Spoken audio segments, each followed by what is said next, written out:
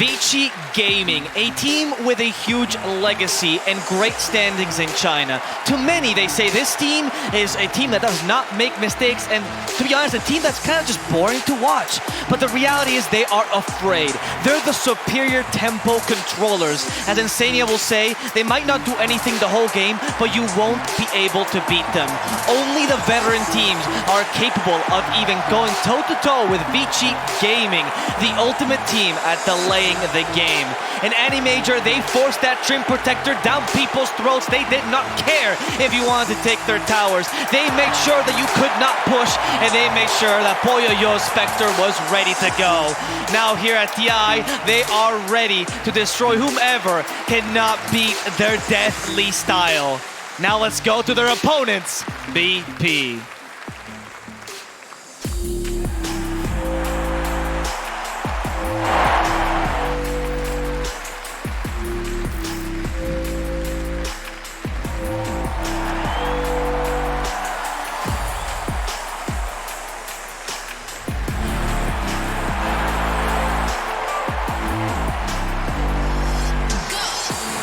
Now for VP, Virtus.pro, an old organization with the Eastern European scene that is now bringing new blood into the scene. And this new blood has had some question mark performances.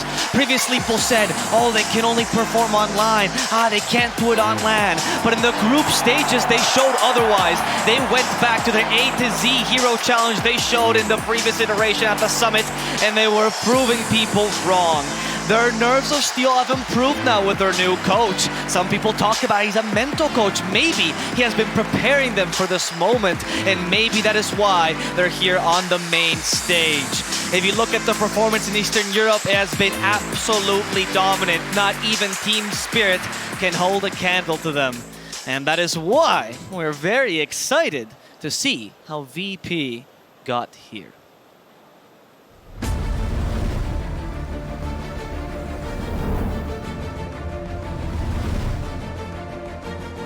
He just scrolls on up to the high ground with the finger. Down goes Palantimos. He does have buyback if he would like to go in, but he's be holding on to it for the time being. Nightfall and GPK chonking away here. Pikachu. Oh, look at that damage. It doesn't matter. He has a BKB over on the back line. So there it is. There's that Ravage that we were talking about. The buyback did come out from Palantimos, but already Slayer's dead. GPK does get taken down, though, while all this is going on. Nightfall finds the opening, gets a kill on Bignum. Palantimos now running for his life as Nightfall's just chasing them through the base. And it's not looking like this Nature's Prophet is going to survive. It's not looking super great. Now it's a rampage now coming out for Nightfall, and the G's get dropped. Double rampage. Oh.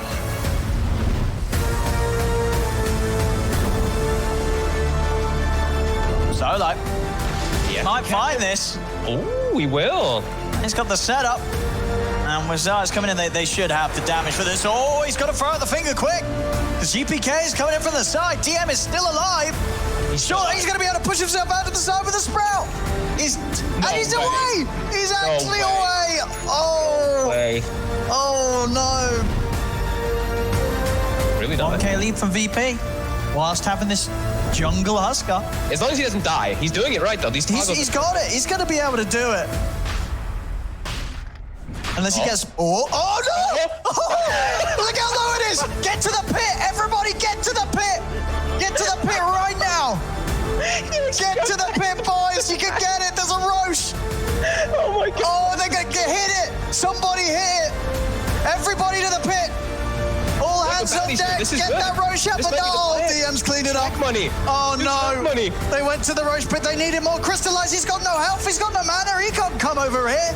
And Crystallize is he's still tracked. Oh, and he's still hanging around. What the? Wait, what? No. Oh dear. Oh dear. They'll get back on track, and it will still be a 10-minute Roshan here from VP. VP is my favorite team at the moment.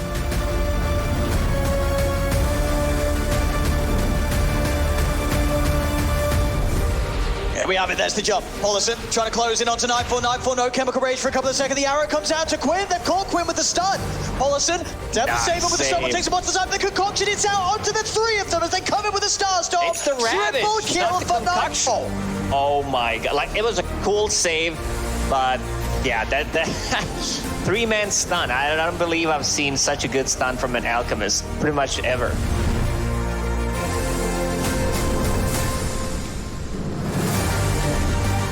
Again, this time they'll be the team making the move into a side that does have all the ults ready.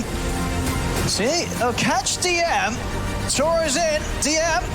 They save him in time. The golem's going to be dropped down. DM can't get off the RP. The Chrono comes out from Nightfall. Cataclysm follow up as well onto the three of them. They take down Yatoro the Watch. Toronto, Tokyo on full as well as Mira. As Nightfall, he's ready to keep the cleanup going. Over towards Yatoro. Triple kill for him. Virtus.pro, they have done it. They've made sure that they haven't dropped a single series in this Season 2 of the Eastern European DPC.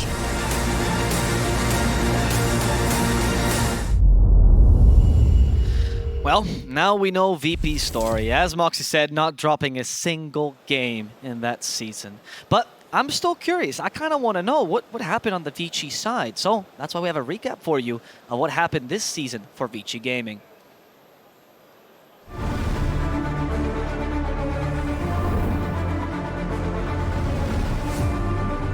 They're still pressuring. They're posturing. They've taken the tier 2. 2 minutes left in the Aegis. Silence, that comes in as well. Where's the lasso? There it is. The lasso for the save on the track, but the Echo Slam, he still lives through it. Supernova Another is good out. egg. They've got the hook shot coming in from PYW as well as the Flamebreak pushing back Earthshaker and X-Nova. He's in the hot. Bounce over onto this PYW Clockwork. They get the kill on a 1. He'll buy back immediately, but they've already taken out the Aegis with the Omni Slash bouncing around onto this Death Prophet. They've got the stuff that hits onto Ajade. Dark Pack, Lotus Orb trying to run. Oh, there's the lasso onto XM. That was such a great play, man.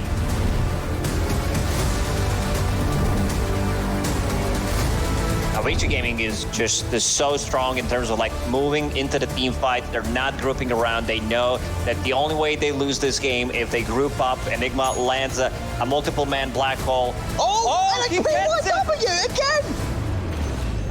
I mean, you can't even zip TP because PYW is ready. It was almost like he hexed him out of the ball lightning. He's that good.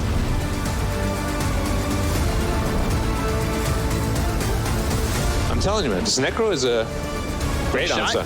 Huh? Cogs and the stun chaotic offering with the fatal bond. They got the ball strike at the epicenter of the damage. There it is. They call me Nostradamus for a reason. Emo, GT, Ali, and Kaka all dead. In 1 second. Yeah, literally instantly. Usually what your lineup wants to do is either it wants to farm or it wants to skirmish. But I'm not...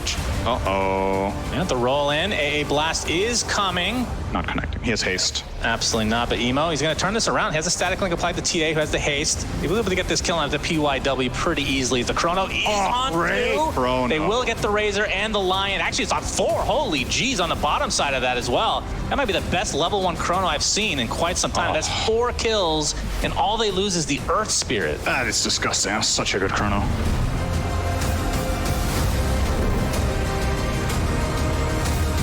But yes, that was the fight where we were expecting Nigma to, take out these heroes that don't have buyback. So really, It's a full minute still, Gary. are they going to jump? Miracle's getting caught out here. They've got the refresher orb. Old 11 with the soul bind. He has Double no doom. buyback. He's going to die. Not He's gone enough for a money. minute and a half. And they've caught LTW as well. Wall stomped him. Lycan's an absolute goner. Oh, they did not respect that. What a play from 11.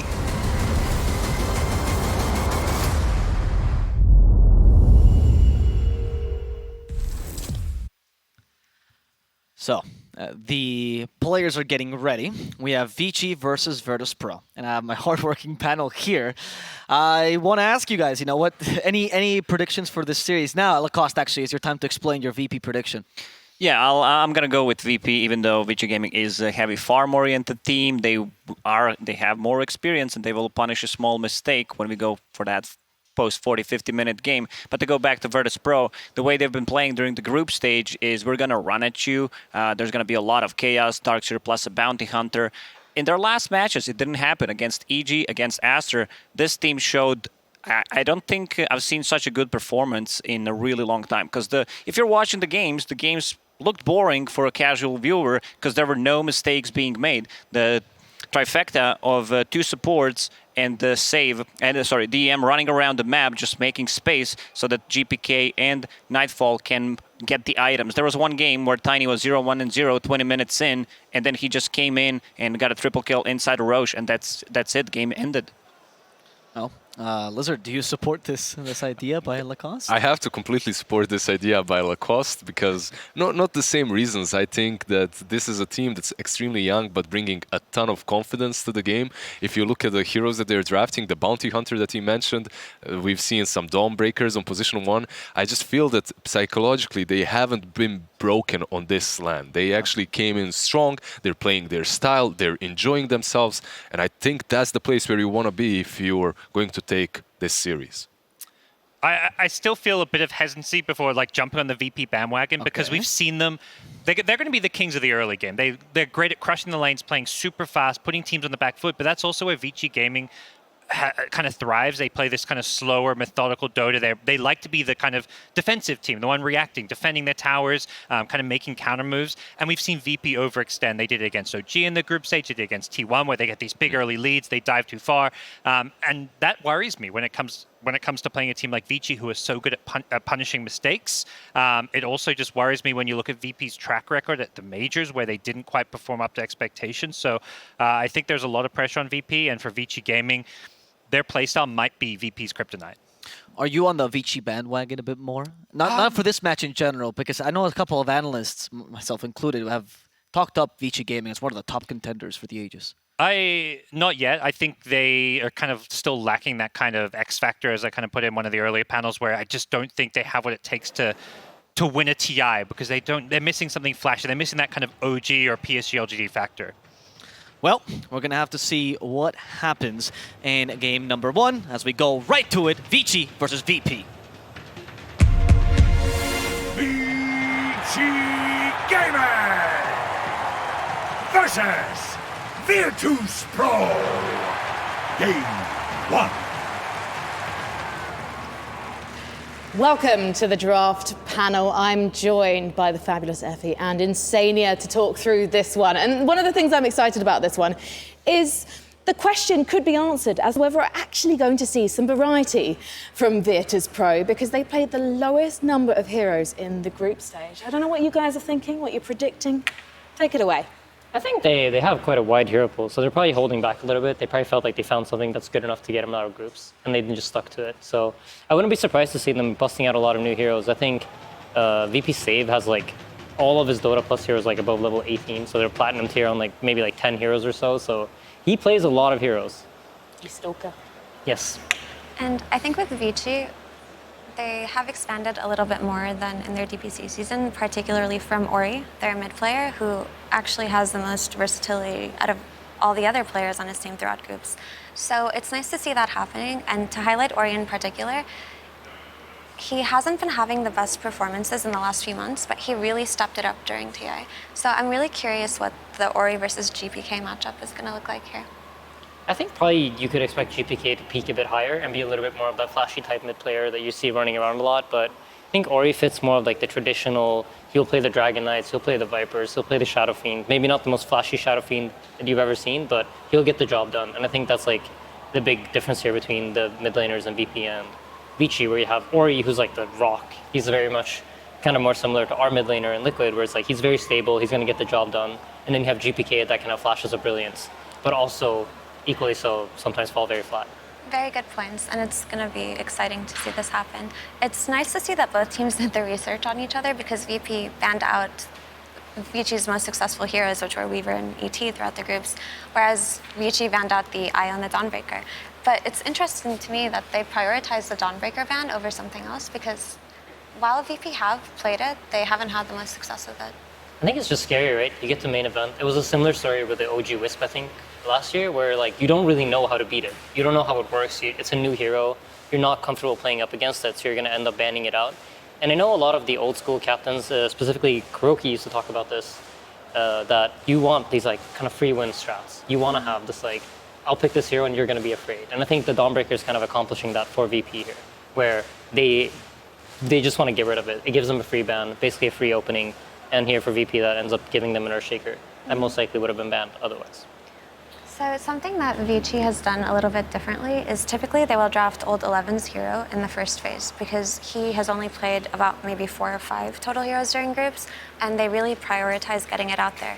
But unless this is an offlane Tiny, it seems that they have just ignored that idea completely here. Is there a reason for that?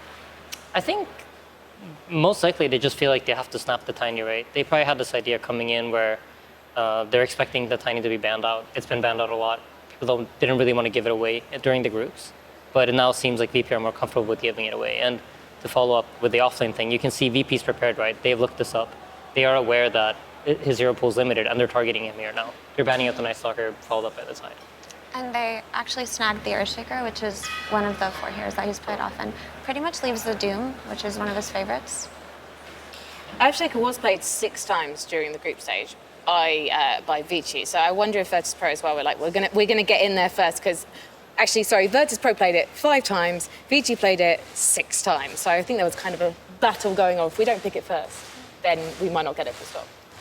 Yeah, and that's something that definitely is a part of drafting, and especially more once you get into main stage and deeper into tournaments, you know what the enemy team kind of values, and you know what heroes they're going to look for in the first phase. So it kind of becomes sometimes like, let's say you were picking Earthshaker in the second phase, and you knew your matchups, and you knew you were going to have a good laning phase. This is like where the player skill is tested, because now if you want the Earthshaker, you're going to have to pick it early, and you're going to have to get counterpicked, or you might get counterpicked, and you're going to have to be able to play through it anyways. And I think the players that generally do well at TI are the players that have that versatility. You can play the hero with slightly more farm or slightly less farm. And I think this could be somewhere where an area in which Vici's experience comes to in their favor, because Old 11's been at a bunch of TIs, and this is DM's first, if I'm not wrong. So I think that these kind of factors is important to notice. So even though VP has played a lot of Earthshaker, how much first phase, or how comfortable is he playing it if he gets counterpicked? And like we saw yesterday, a bunch of young players with maybe not the best LAN experience, even though they can have an incredibly dominant group stage, can choke on the main stage. So points like that really do come into play in something like this. What I wanted to comment on is what I like about Vici's draft is there's a lot of mixed damage already out of Tiny and Snapfire. Lots of magical damage, lots of burst, and also physical damage, right? So there's a nice synergy between these 2 heroes. Whereas I can see this Pugna getting burst down very quickly. Yeah.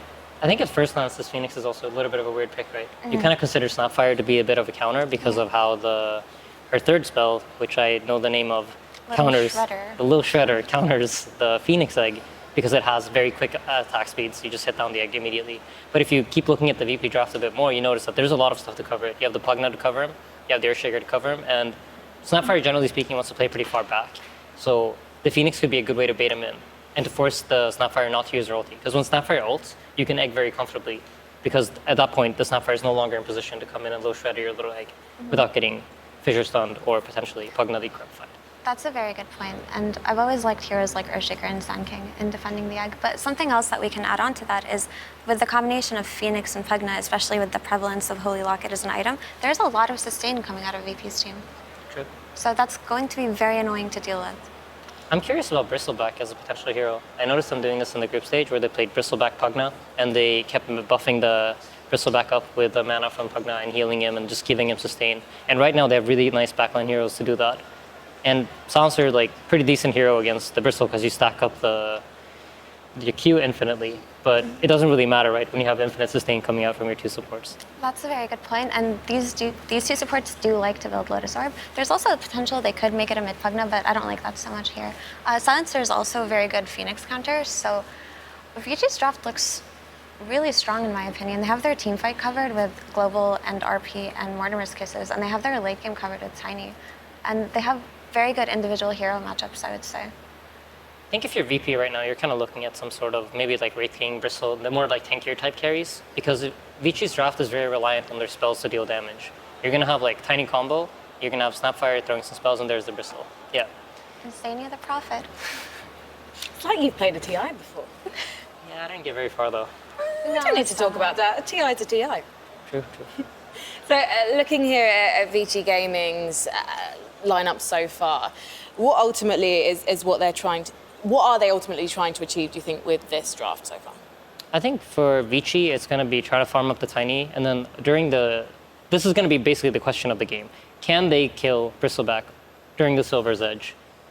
Cool duration from Tiny, or is Bristle going to survive it and then out-sustain them with all the backline that he has?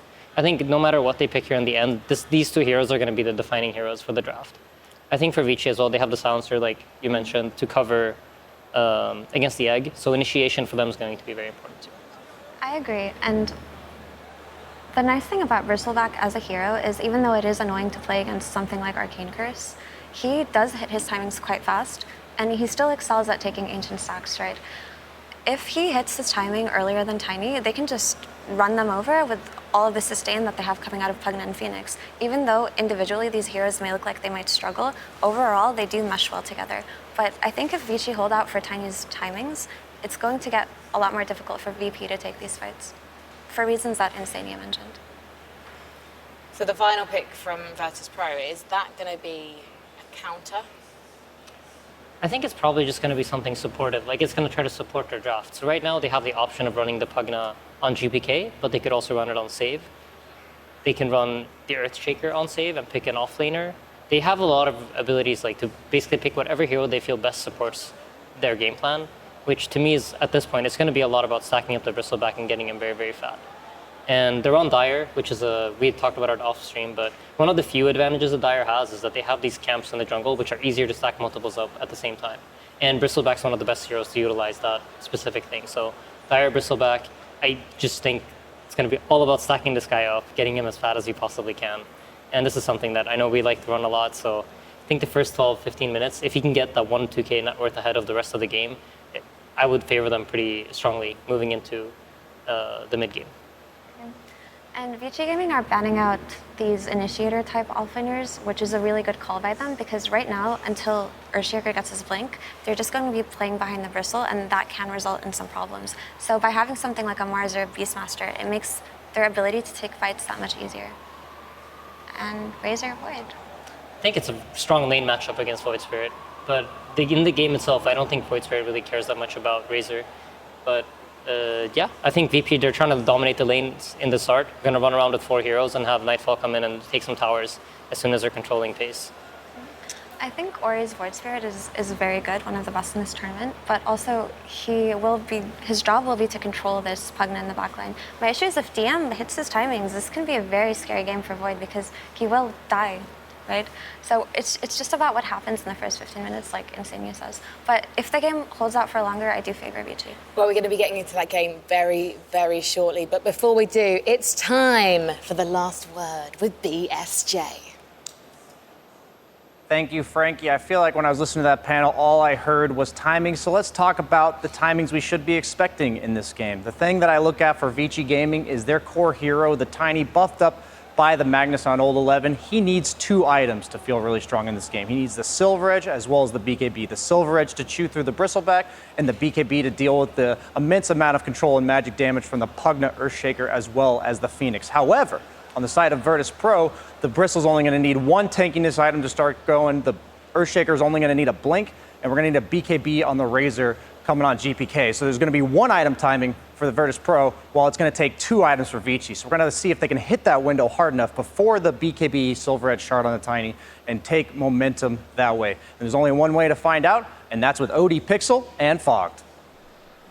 Thank you very much, Brian. Yes, Virtus.pro up against Vici Gaming in this best of 3. Fogged, what are you looking forward to seeing from these two here out on the main stage? Just a clash of 2 styles, really. I think that's what most people were even looking at just coming into this game. Even before we even saw the draft, I think most people were expecting Vici to do Vici things. Play a little bit more of that slow-paced style. Wait till they start hitting their big later game timings. VP, they have changed a lot. Sure, they're still all about that fast-paced kind of lineup, all about that aggression, but they've gotten a lot more like just stable in the way that they hit their big timings and then boom, they're not going to look to make a mistake. They're going to look to be a very clean game and just close it out. And hey, look at the draft, right? We have Bristle, Razor cores. Yeah. That's all about looking to get an advantage and end at a relatively early time. No, yes, and sort of specifically the Bristle and the Pugna, you know, these are very much heroes that we haven't really seen other teams play with that much. Whereas, you know, Vici Gaming, on the other hand, their whole lineup, you know, these heroes have sort of been played across the board. You know, Silence has sort of more recently started to move up in value. A lot of teams starting to look towards that. But everything else from Vici Gaming, it's just sort of top heroes of the meta. Yeah, especially like the Magnus that they slipped in later on in the draft, which we saw, of course, last series. It went up to first pick. It became the most high priority pick. So, yeah, we'll see how that's going to end up playing out. And we'll see if they, like they mentioned about timings. if Silencer does start to fall off too, right? Because I know they have, like, Vici's late game is extremely strong, but we've seen time and time again, Silencers around that 35-minute mark, they start to struggle, so I'm really looking forward to this series. And let's see how these lanes do play out, because I've been seeing so many times GPK, especially on Razor, hero or lane dominator. Sure. That's just what he's been known as forever, especially into these melee heroes. Sure, Void Spirit, you've got ways to play around it in the mid game especially, but lane is still going to be quite complicated. Absolutely, yeah. GPK definitely having himself in a situation to make Ori's early game rather hard. We'll see how well Ori plays himself into it. And let's see how the Phoenix does too, because they did pick it relatively early because of that Tiny. We know people have been talking about the matchup because of attack speed, slow, Sunray, Egg. It's all pretty damn good versus Tiny. However, into Silencer, right? It does feel like the Silencer has a pretty good position in this game versus both the Phoenix and the Pugna. These are like anti-savers, globals that can't get the heals off to protect Nightfall in some situations. So yeah, this should be a lot of fun. And for Nightfall as well, so the carry Bristle. How does that sort of fit into the meta that we're seeing? Like, is this sort of a concept that you feel VP could really show us the strengths of, you know, against the types of Dota that we've been seeing teams play, or at least most of the teams play? They're one of the only, if not the only teams playing it. So that is a great question. I mean, just something that they really like to play. Nightfall might just feel very comfortable on it with the team. It's a curious one to me, because I'm not too sure why they are liking it so much. I mean, sure, they've been dominant on it, but then why is nobody else doing the same kind of strategy? So, and I mean, it's also Silencer, right? So, but that's the thing. He's going to have something to dispel, right? Otherwise, these fights, surely the damage, the duration, it adds up. It's not going to be fun spamming your spells when you've been arcane cursed. No, definitely not. They have 2 Lotus Orb buyers, at least 3 Lotus Orb buyers on their team, maybe even more than that. They could even prioritize one on the Razor, even the Bristle himself. So we'll probably see 2, 3 Lotus Orbs coming out because Phoenix is going to want one, Pugna's going to want one, Bristles probably wants one. So we'll see that in time. And yeah, I'm really just going to be glancing at mid to see if.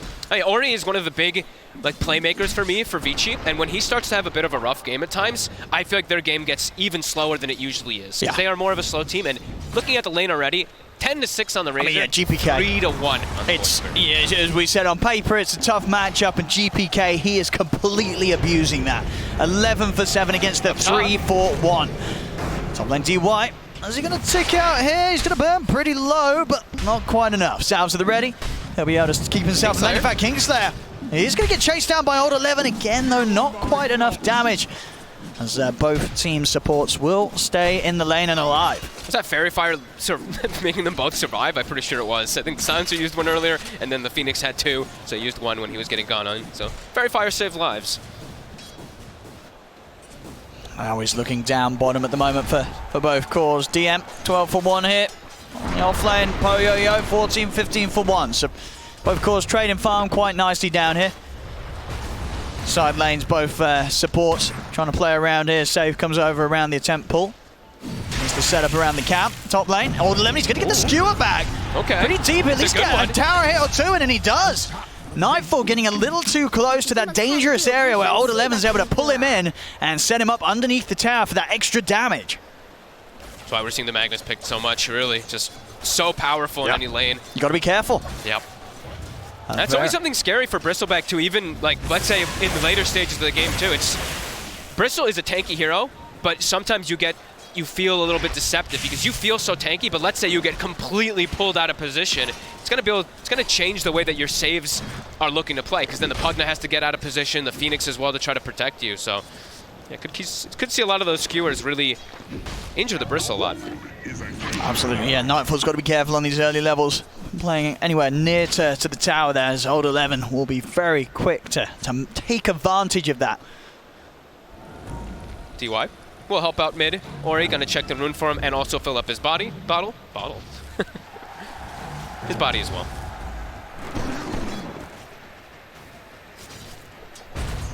Mid lane, he's starting to catch up now, Ori. Yeah. It's sort of this sort of pace now where GPK has been sort of visiting the jungle a little bit, looking towards neutrals as well.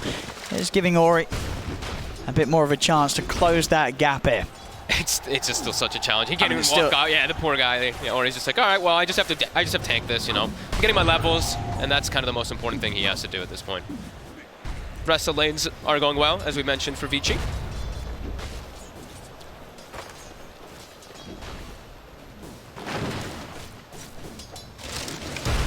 Poyoyo feeling rather confident down here. DM on his own doesn't really pose too much of a threat against the Tiny, especially with the support sort of beginning to drift away from that bottom lane. PYW though is eating quite a lot of harassment. Save if he gets another blast in, it's going to be close, but PYW just enough HP to get out of harm's way. Top lane, old 11. Trying to get it onto Kingslayer, not going to be the case, and it's getting to the stage now where this top lane, now the levels are in, level 4 on Nightfall, they've got to be very careful about how they extend him for Kingslayer, as Nightfall will be able to turn around any drawn-out engagement between the two lanes here. Yep. A little bit of a mistake there from DY, not layering the curse in the last word properly though, so you can get that extra damage. Did mess it up a bit there on Kingslayer. Supports. Looking to check runes a bit more here. Save even looking to play around mid. Guess feeling that he doesn't need to help DM too much in the bottom lane since we are seeing so many support rotations. PYW hasn't really been playing the lane too much. And speaking of PYW, we didn't really touch too much on the Snapfire this game. Of course, a super popular hero that's been getting picked up more and more, but also a lot of uses in this game. Little Shredder can always be pretty decent versus Bristleback, of course. You know, a little bit of extra minus armor when he's lacking in the early game, but of course, versus Phoenix and versus Pugna, it's going to be quite useful. The Little Shredder versus the Pugna Ward versus the Egg, but also even just Mortimer Kisses versus a hero that does get decrepified in later stages. So PYW should have a pretty good overall game if he's able to actually position himself properly. Absolutely, we're going to have to see some very careful placements here of both of those spells to, for sure, to sort of force Vici Gaming to spend time finding them and getting that setup indeed for the Snapfire. Or he's completely caught up. He's actually only 50 gold behind the Razor. And this is pretty impressive. What's the XP looking like, though, between them? Was halfway through level 6 on Ori, and then GPK still about a level ahead. So he's picking it up, but as you say, the recovery, it has been there for Ori after a very tough first few waves in the matchup. You know, this is quite clearly something that he's had to deal with quite a lot of times before. The man's got quite a few games on the Void Spirit. He's almost certainly bumped into Razor quite a large number of them. GPK is looking to make that first move bottom. Haste Rune. Oh, here we go. See if he's able to get the chase down onto Poyoyo. How will Vici Gaming react? Poyoyo turn with a quick avalanche, trying to hold GPK back, but GPK is able to maintain the connection of the static link. He's into the trees, that Poyoyo, and it's pretty deep, but GPK's got the damage. The maxed out plasma field's able to reach in, burst him down. A successful rotation here for the Razor. And successful rotation from the supports earlier from VP to secure that haste rune for GPK. Ori did not choose to even make the counter move though, since it is a hasted Razor. He's just like, whatever, I need to catch up my game. Razor's going to look to gank on the side lanes. He's going to get some big benefit from it, but yeah, I'm catching back up. I'm hitting mid tower a little bit too. So. For sure. I looked at the time as well. I'm not quite sure what he used it for earlier, but both of his Astral Steps were on cooldown. Okay, so just maybe pushing lanes. Yeah. Or farming some stack or something. I think so, yeah. Which did mean he wasn't quite in the shape that maybe could have turned up to that bottom lane. And we are seeing, like Insania mentioned, it's dire. Stacks, stacks, stacks. Kingslayer is already starting the triangle. This, not the usual triangle, but it is warded. So Vici is going to be aware. They are...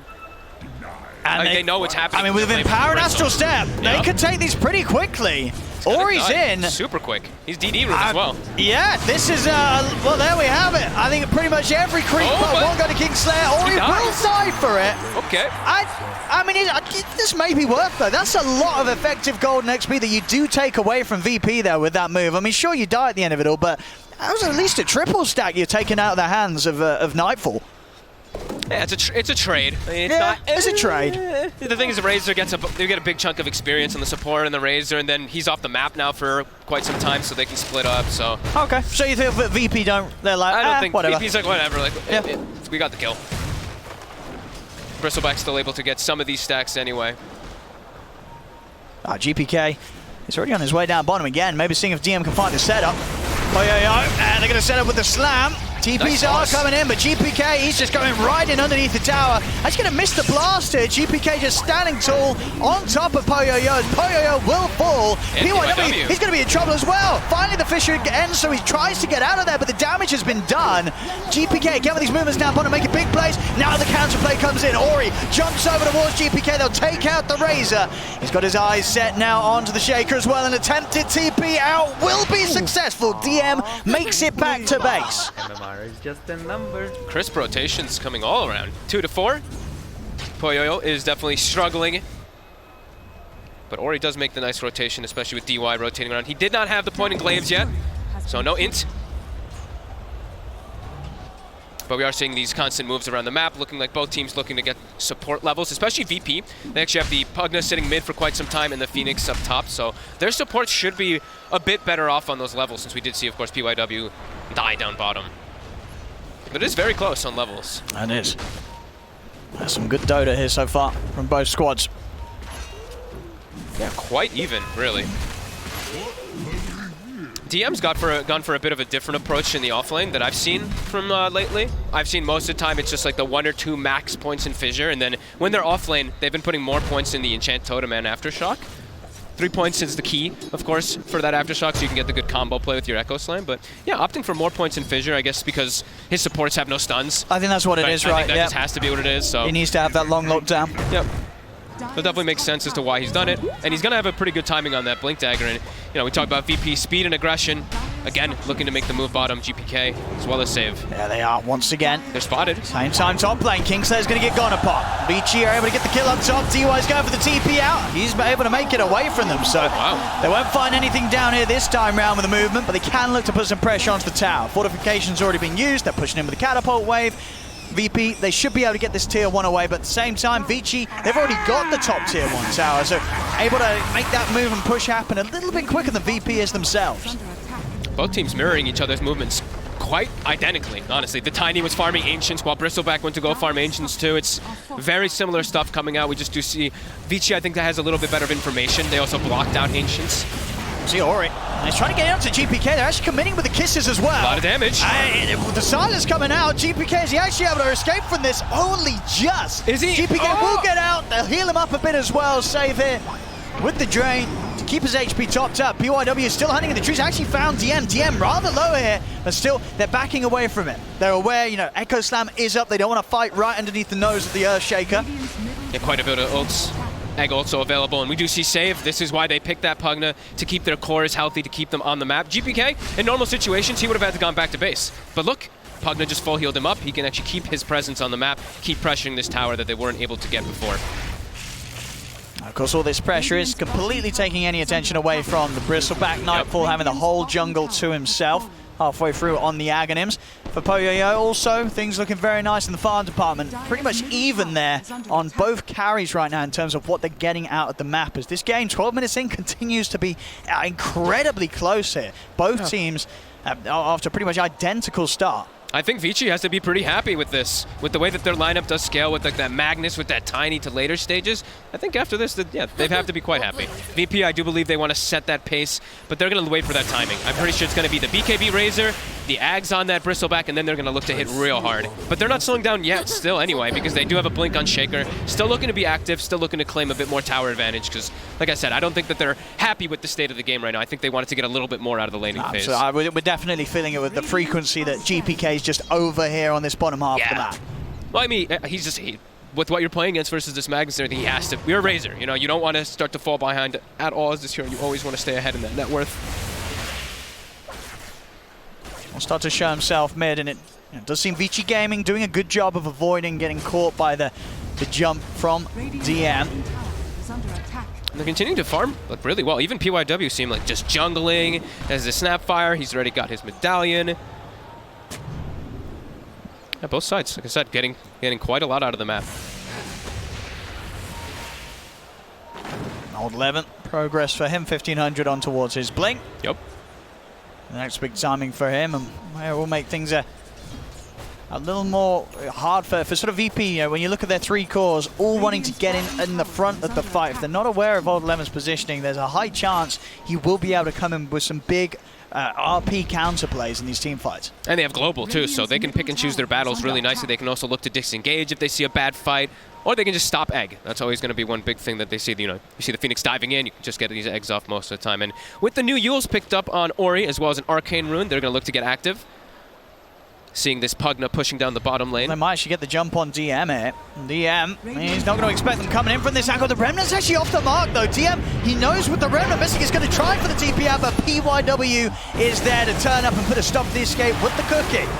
See them try and go for Old 11 top. He's got a TP, anything to stop it? No, there is not. Old 11 makes it out. if there's no Shaker there, I think Vici's going to start recognizing. No stuns on VP if he's not, so just can quickly TP out in most situations. And as we saw, same not to be said for VP, trying to get out there after a missed Remnant, but Vici Gaming, they've got many more ways to put a stop to those kind of escapes. Yeah, they even had the Yules in case of anything if PYW wasn't there, so definitely lots of different ways to set up. And still looking to get aggressive, checking out the Ancients. Now finally getting a small gold lead on the side of Vici because of the way they've been able to move around. But 200 gold. And that's when I'd imagine we see a huge increase in pace from VP. They've been still trying to make these, you know, 2-man plays, 3-man plays perhaps around the map, but yeah, BKB and Aghanims is going to come out, and I assume they just either look for a fight or just walk into the pit and force some action from Vici. Oh, you think they might go straight for the Roche before one of the extra tier 1 towers? Now, like, bottom? They're going to jump in, but the Global is going to break the combo completely. And now Ori, he's just going to go jump back over towards Save, cut down the Pugner. And yeah, well, this is going to be hard to make moves. Anytime the Global's up, you know DY, he'll be ready to respond in an instant with the Global silence. That's always the scary thing about like making moves. That's why I thought perhaps, you know, maybe they force some type of ultimate, some type of weird fight, and then they go straight for that Roshan, and the timing's there. So Nightfall's got it. He's going to get the jump in onto DY, and DY, he has been caught a little too close to the rest of them. Not quite able to back up in time with the rest of the team. DY getting caught out a little bit there as he, I guess just wasn't quite prepared for VP to come straight back on the map and come down there. After that kill onto Save. Mid lane, Nightfall starting to show himself now on the other side of the map. He's ready to turn up and go, as you say, with the Aghanims complete. See what sort of moves VP can make around them. They don't have the Echo Slam, but they do still have the Supernova. Something I think, oh, wait a second here, as 11 will get away, but something that I think that they might have to also watch out for is Aether Remnant turns Bristle back around. So they can actually make him face their team. Whenever they do get their timing as well with the Tiny when he feels like he can fight, he's getting closer and closer towards Silver Edge. There's going to be quite a lot of ways for them to perhaps deal with the Bristleback. No, for sure, yeah. If he gets turned into a full combo from the Tiny from Poyoyo, it's going to hurt still. Yeah. Vici really looking to set this defense around this mid tower. And she's going to go straight to work him with the kisses. As the dive comes out, but he is, maybe with the heals from Save. No, it's not enough. The damage is done. Kingslayer to fall as they try and fight, but this nice ward here from Vici Gaming, giving them this great vision to stop VP from trying to make these moves. They know that VP, with the way they've been playing on the bottom half of the map, they're going to try and come and approach the mid lane from this angle. Their vision is there ready to prepare for that exactly.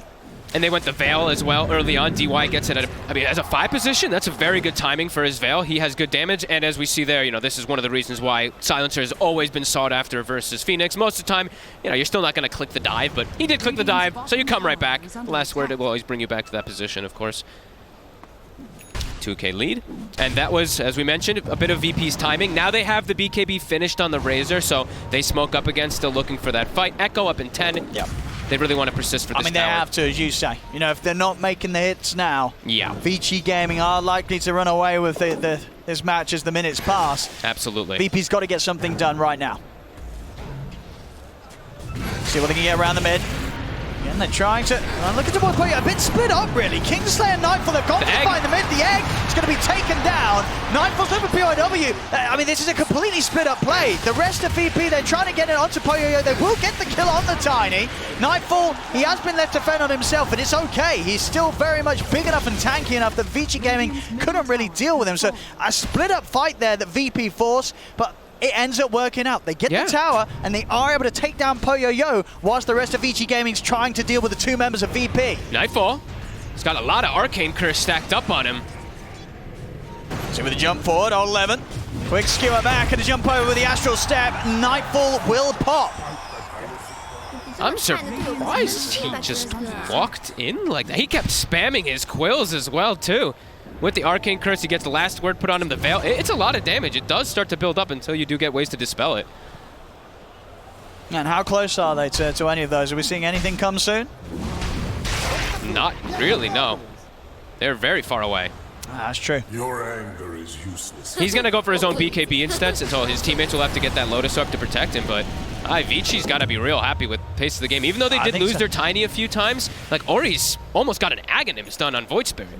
No, for sure. I mean, yeah. Now it's more silences to deal with inside the fights too, as TM. They're going to use the Global. In fact, Ori's going to look to use that coverage of the Global to turn things around onto DM. Oh boy. Very nicely done here by Vici Gaming, and it really was, as you say, they lose Tiny, but the fact that they do end up getting Nightfall at the end of it all pretty much makes that whole move for VP completely redundant.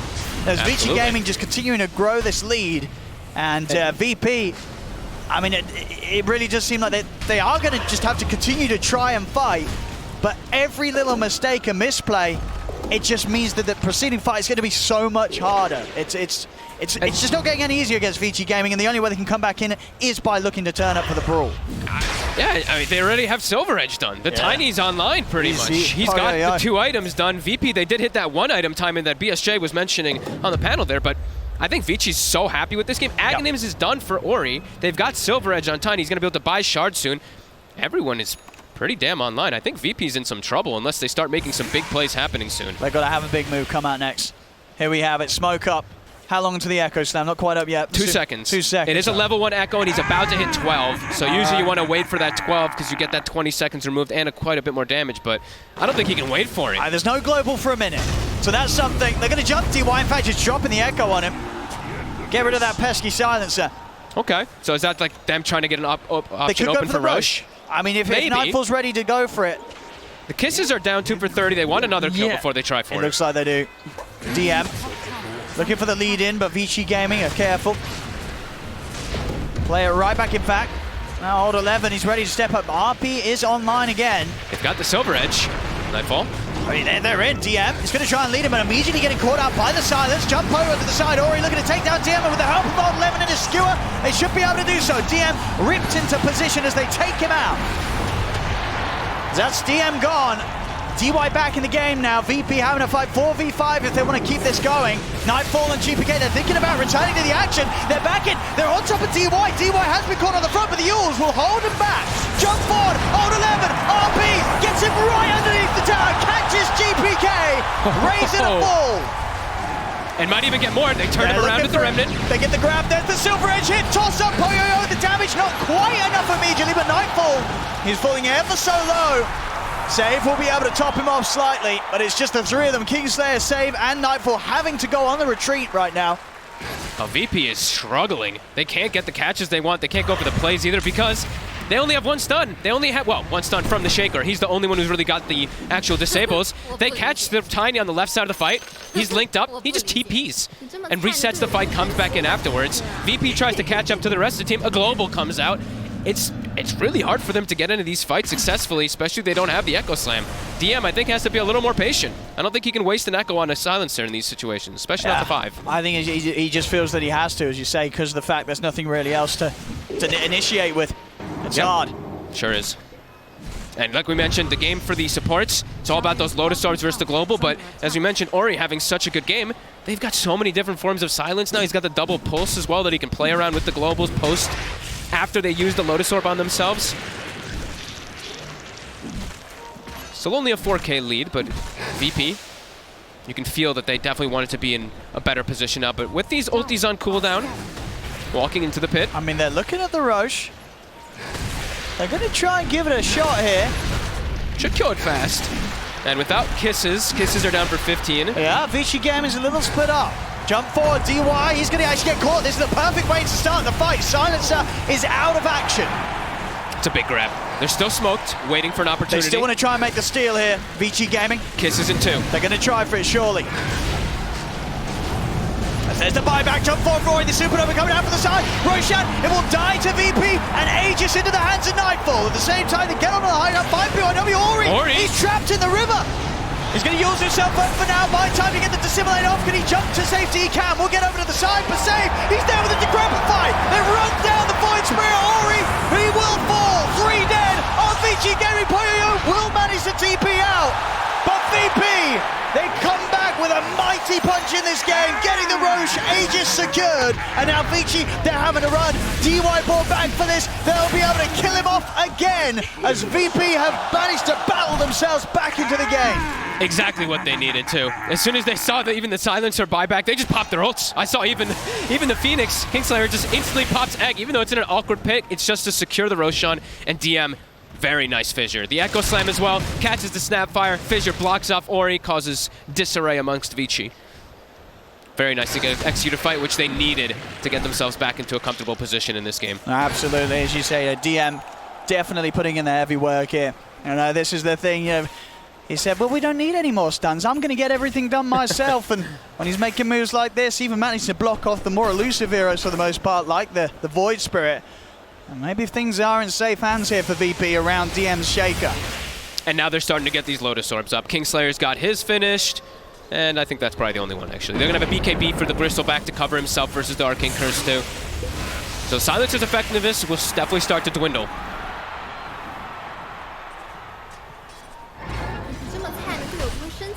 VP. We want to keep the action going. Nightfall ready to lead the charge down the mid.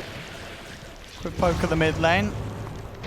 With BKB, he's quite unkillable. Yeah, now he's good to go. Unless he gets pulled very far out of position, even then, he can battle his way out. Yeah, he can put that BKB charge back to safety. He'll make it. And without Global, they can't stop the heals. Of course, that's going to be coming out from that Max Sunray as well as the life drain from Save. Vici Gaming trying to set up here. Hold 11. Poyoyo around DY. They're using DY as the bait. They know that VP are going to want to go for him, and they are. Nightfall straight in onto the silencer. DY pretty much dying in a few hits. BKB popped by Nightfall. There's no jump they can make back onto this Bristol as VP get in at a swift execution right underneath the tier 2 tower that Vici Gaming as a team can't do anything to stop.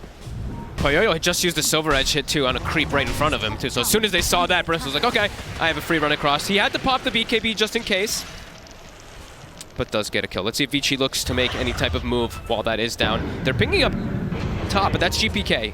So maybe expecting them to make a move onto him. And VP all just swinging together. Again, another smoke. A little bit of a window here. 10 seconds, no silence. When DY's back up there, the Global will be ready to go. Scan is right on top of Poyoyo. They know where they are. On the low ground now, coming in from the river. They jump onto the high ground. The Global Silence comes down immediately in response. Supernova's out. They'll look to take it out. PYW is able to get the hits in. They bring down the egg. DM lays down the Fisher, getting the angle onto both PYW and Old 11. PYW taken out for the low ground. GPK gets the kill. Holy damage. Moving up to the high ground. It's a little risky now. They get the grab. RP for Old 11 drags back GPK. GPK will go for the BKB. Try and get away from this. He's got decent movement speed, but Ori jumps in. Or Astral Step blocks him off. 4 dead on VP, as they knew where Vici Gaming were. They hit the scan, they were charging up the river, but they ended up in this position where Vici Gaming, they sort of surrounded them from the high ground points, and it was a very hard fight for VP to take when they're in that sort of very confined area between the Roche Pit and the Triangle. And the team can't get to where DM actually blinks onto high ground, Echo slams the Magnus, but his team had just got hit by like an 1100 crit from the Tiny, also Avalanche combo, and they were stuck in the river. They couldn't get to where the Earthshaker was. Very split up fight for VP. Huge advantage for Vici off of that one. Also, I've been watching this. They're keeping the Alpha Wolf with the Tiny the entire time this game. I like it. They've had the dominated Alpha Wolf just sticking with him. So look at his damage. I mean, plus 362. Those are without, that's like 760 damage without a crit from the Silver Edge. Absolutely. DD. There's here on Nightfall the rest move. They have got vision on this Tiny. Nightfall. See if he can chase down Poyoyo. He's holding BKB. He is. He's still got ways to get out of there. Cookie as well. Jumps him back to safety. They keep it cool, Vici Gaming. Ori, he's actually looking for the wraparound on the back lines. Jumps in straight away on a save. The kiss is coming out from the high ground. That's one down. Goodness. The break hit. He immediately has to put the BKB and run. Nightfall's got to get out of there. DM's going to go down. Nightfall will manage to TP out. But another fight where VP are just a little unprepared there. Ori this time coming in from the river. They weren't ready for him to catch them on the retreat and just kick off that fight as aggressively as Vici Gaming were able to do so. And the damage from Poyoyo, he 2/3 of the HP from the Bristleback, just from one swing, but the Echo Saber crit, of course, from the Silver Edge. That's so much. That is problematic, as we said, for VP. 7K lead now, back for Vici Gaming. That sort of old Roshan escapade that the VP were able to hit back with. Nothing more than a distant memory here in this game as Vici Gaming back with full control. And look, the Alpha Wolf again, it's just sticking with Poyoyo. Empower plus Alpha Wolf looks pretty balanced on Tiny. Look at this. He almost two-shotted a Bristleback. Yeah. That was without the Alpha Wolf, where 2 is still up top. I mean, what do you do? What do you do against it? He's definitely going to need some armor on the Bristle, because right now I still only see him with like 14. So I think he's got to get a little bit more to counteract some of that damage. He is just going straight for S and Y for the time being, but really needs that plate mail soon. Bottom lane, Vici Gaming ready to start pushing in themselves. They know their strength right now. Quick poke at the tower and then a backup and smoke. See if they can catch VP whilst they're split up across the map again. They got global again. Every single time that they've had global, or almost every time they've had global, the fight has gone successful in their favor. Poyoyo leading the charge. Oh, it's gonna hurt. Oh yeah, they're in the RP, and there's the damage follow-up. They're just gone. A few swipes, and it's VP4. Global comes down, skew over from on level 1,293 damage crit there. GPK the only one making it out. But my goodness, they get the setup here and allow Tiny to just follow it up. Poyoyo, he is just, they're just crumbling in the palm of his hand here, VP. This is just so much damage that he does end up getting from all this. And that was the Bristle, by the way. Two-shotted, or three-shotted by the Cleave. And the global again to cover, perfectly coming out from DY, so there's not even any follow-up that VP can go for. 12k lead now for Vici. Having a firm grasp of this game. How do they stop this, Tiny? Look at this again. Just a perfect one. Beautiful RP, no hesitation from 11. They're just dead. Oh, yeah, they're dead in the RP. 2 hits. One hit's half the HP, really. It really is. And running, that's not an option either. These trees just come in, tossed at you from a mile off, and the damage is done. That splash will just decimate anyone caught in the area. And it's surprising that Poyoyo can just walk up like that and just find the opportunity. VP not prepared with an Obs and Sentry Ward or anything like that. Have lost full control of the game with their early game draft. And they had that chance to regain things around that Roshan and Aegis pickup. They're going to have to try to get it again. That's the one thing. It's like VP, they have to try to get some type of successful fight while Global is down. They have 20 seconds to try to find it, and hope to God for them that they find a Roshan afterwards. They have 1 minute and 50 seconds until it does respawn, and there's already a Dominator creep waiting in the pit for Vici. Vici's already knows, too. They're backing up quickly. DY in a super defensive position.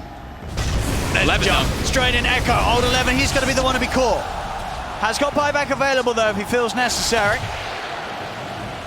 Poyoyo's thinking about GPK in the bottom lane. Ori as well. Look, again, coming in from this angle, always sort of keeping VP sandwiched between the rest of his team and himself.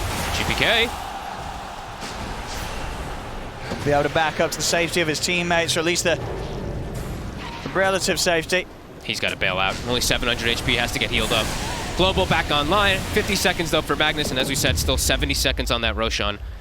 Again, Alpha Wolf will go back to check the pit. And a DD rune is inside of Ori's bottle.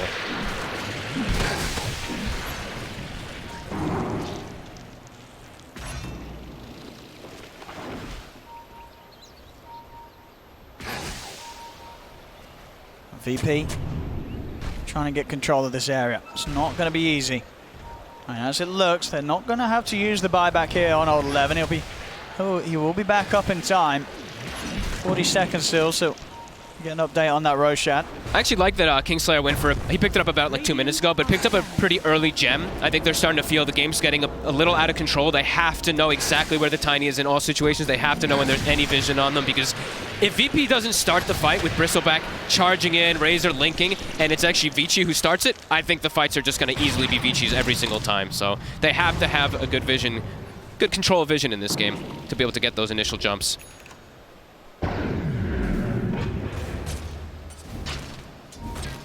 Definitely the discussions being had between VP on when and what they want to do with the next move. They're running out of plans here. It's not an easy game to swing back. Everything's up for Vici. Vici wants to take the fight now themselves. There's no Echo Slam on DM for some time. They should know that. I mean, if they do look to try and take a team fight, VP, they know that they don't find DY. DY really will turn it all around with the press of a button. And, I mean, the Tiny's just going to two-shot people, and he's just so farmed at this point. He's almost 2 items ahead of the next person. They have full Satanic against Hyperstone. They're just taking the Roche themselves.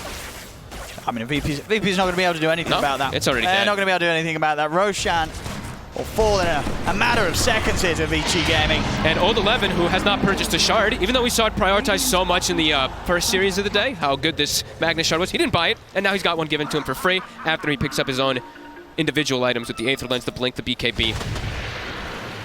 So even more of a threat, really, for the Bristleback, just this instant catch into Skewnerming out of position.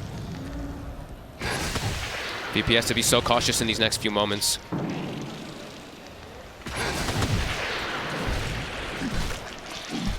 I mean, is there any sort of chance for VP's lineup from a high ground perspective, as it seems like anything out on the map is, at this stage, is almost becoming impossible? It's starting to feel not like there's not really too much of an answer. It has to be some unbelievable positioning, really, from the Phoenix and the Pugna, and just like Razor has to have some full link. This Razor and Bristle need to have some insane start to the fight. Oh, that's Poyoyo. He's found them. He gets the start. He's able to walk in, start things off on a DM. That's the Shaker gone. GPK past the BKB, starts to get the Sally Link going.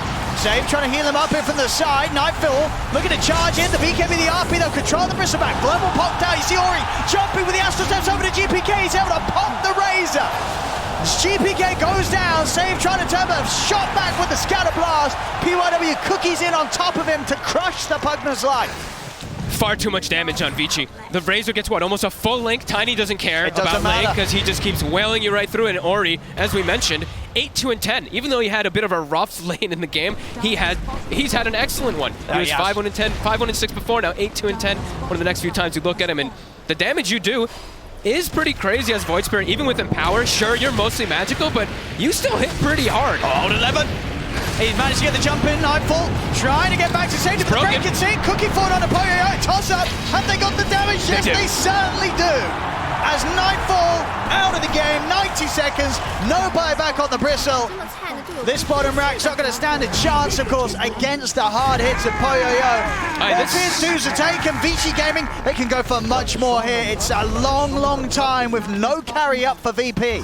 This definitely feels like game over, right? It's 70 seconds still. There's a Tiny on the team. I think they can probably take all of it.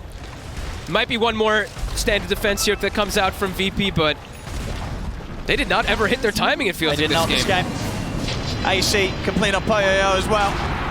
The jump forward, Old 11 not quite able to get a grab here, and VP will be able to push them back a little bit, but the Aegis is still there. Quick use of the Satanic, gets a good bit of the HP up for Poyo. That was a weird glyph, though. And nobody was even hitting the racks at the time. But as it is, glyph now gone.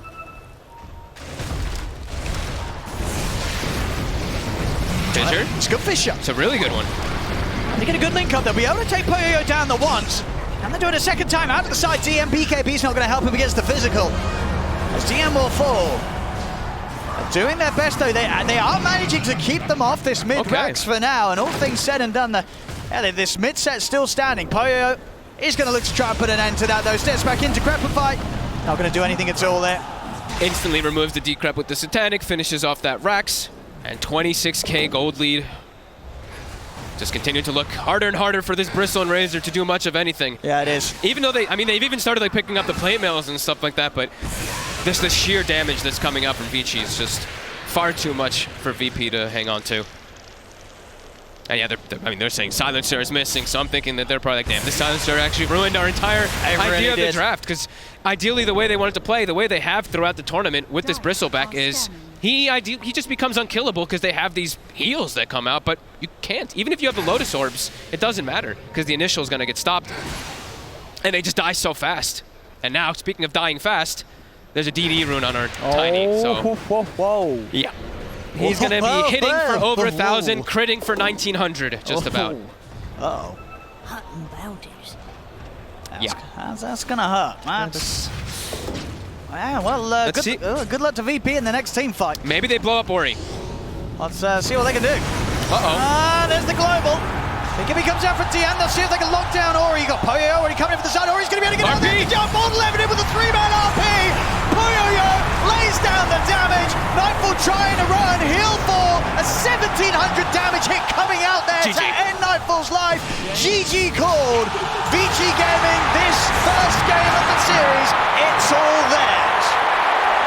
Super clean game again, Vici. I mean, they lost Poyoyo early game a couple times, right? I think maybe even all 3 of his deaths were relatively early in the game. VP had his number, but it didn't really seem to matter because VP couldn't capitalize on anything big.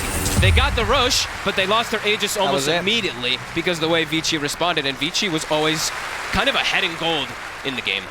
Yeah, I mean, that was a pretty scary showing from Vici Gaming. I mean, as we say, though, it was clear to us, and I think clear to Vici Gaming, what VP wanted to do with their timings. And, we have seen VP, they are a very versatile team. There's a lot of different ways they can approach Dota.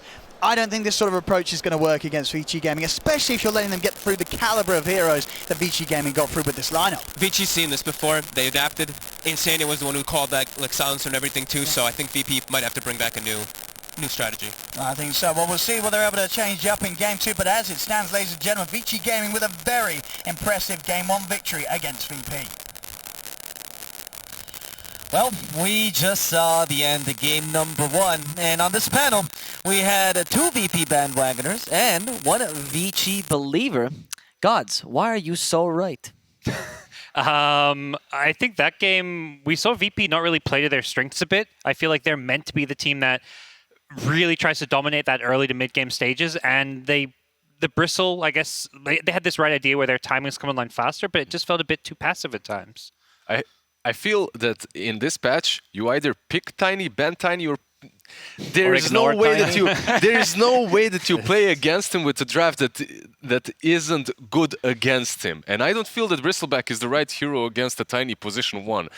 Sincerely, if nothing else, because of the item build that he goes for. You're always building the attack with Saber and Silver Edge, and eventually you come to the situation that happened in this game in which Tiny, he's 3-4 shotting you in one single RP with that Empower. It was not only that, you're playing Bristleback into Void Spirit who's turning you, so you're always taking damage from up front. You're playing versus a Silencer that's constantly reapplying Curse. It truly wasn't an easy game for a Bristleback position 1. Silencer did 13k damage. That's a lot for a Silencer. I think 13k, 12k was dealt to Bristleback because he... Is it? Okay. So, yeah, I mean, I'm a bit surprised that they decided to pick Phoenix into Snapfire and also Bristleback into Silencer. Kingslayer was a bit surprised how it seems like dive work once there's a last word used on him, because he did a full dive and was like, maybe I'll stop. Whoops. Comes back to the end and dies. Silence. You can't use the egg. They needed Lotus Orb. They needed Lotus Orb fast, but if you're not making any moves, no one's going to, like, position 4 and 5, they can't get the gold and you can't get it. Well, I was looking at the stats, and while I'm usually not a fan of looking at KDA, one thing I did notice that popped up was Silencer actually hadn't died that much. And usually you see this hero as, I pop Global Silence, I'm ready to die, it doesn't matter, they're going to jump me first. Was that a problem? I'll tell you straight away why. He wasn't dying that much because you aren't playing versus a mid laner that can make plays. You're playing versus a Razor. They picked a Razor because of a matchup, and I believe that GPK, he needs to be the flashy playmaker on his team side, on the side of Virtus.pro. If he isn't, they literally had one stun as the Shaker. The moment you use it, we've seen so many team fights in which your hero just TPs away. That's it. You get fissured.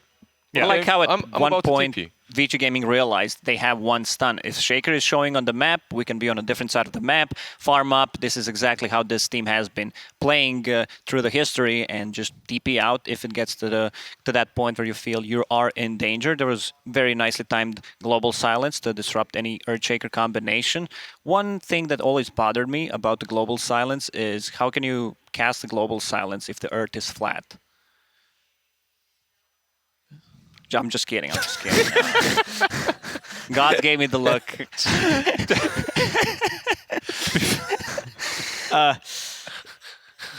Moving on. There's Earthshaker who roams around the earth. Yeah. I want to talk about a different point. I don't know how to segue off that. I want to talk about a different point here, which is, Gods, you talked about how VP might have not played their cards really right there, but I kind of want to discuss their approach, because we talk about Vici as this methodical team, right? This team that doesn't let you make any mistakes. And VP tends to have a draft that is like one strength and a couple of weaknesses that they just cover up. Is that the right approach against Vici Gaming? I think for VP, they need to not over-prioritize the lanes. You mentioned, Lizard mentioned the Razor pick and what that does to your draft, where it's like, okay, we're going to win the lane, but these mid heroes that lose their lane slightly always seem to catch up, and then they're making plays. This Void Spirit was pairing off with the Snapfire. That's what Vici Gaming did really well as far as their strengths go.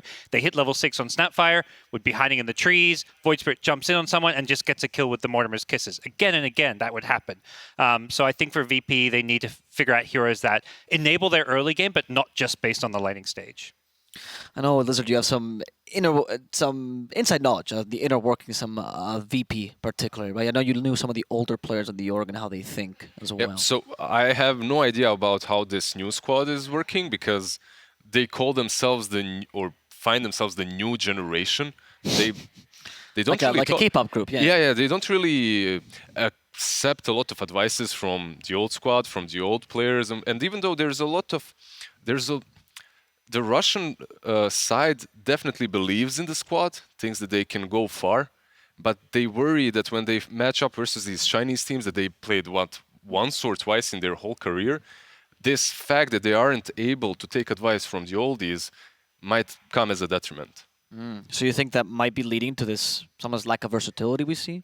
I'm not sure. I even feel that maybe something has changed. That's how I felt during the group stage. But as Lacoste said, it looks like they have changed quite a bit in the playstyle recently. They did, yeah. Definitely. And this Bristleback, even though they have picked it before, it's not the go-to hero. Right. And it's very reminiscent of the No One era when the Virtus.pro would always put that Bristle on mid lane and just dominate with it. Against Vici Gaming, maybe they need to go back the way they've been playing the day 1 and day 2. Because they've been super aggressive. They didn't care about any cooldowns. It's just, the classic, we're going to run at you, Dota.